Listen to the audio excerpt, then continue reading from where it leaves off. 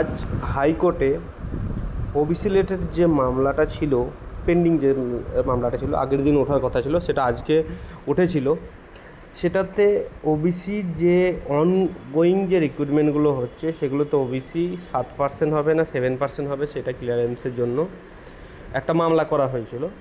তো সেটার আজকে রায়ের কথা ছিল, যেখানে হাইকোর্ট থেকে বলা হয়েছে যে যেহেতু এটা বিচারাধীন সুপ্রিম কোর্টের কাছে, তো নেক্সট যে শুনানি আসবে সুপ্রিম কোর্টে, সেই শুনানিতেই সেই বক্তব্যগুলো বলতে, মানে 30 তারিখে নেক্সট হিয়ারিং দিয়েছে সুপ্রিম কোর্টে। তো সুপ্রিম কোর্টের যে রায় হবে সেটাই ফাইনাল।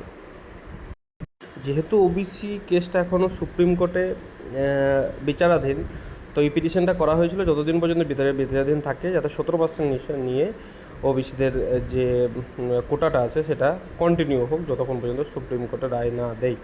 সেটার উপরেই একটা মামলা করা হয়েছিল, সেটা খারিজ করে দিয়ে এখন সুপ্রিম কোর্টের উপরেই টোটালি যে ভার দেওয়া হয়েছে।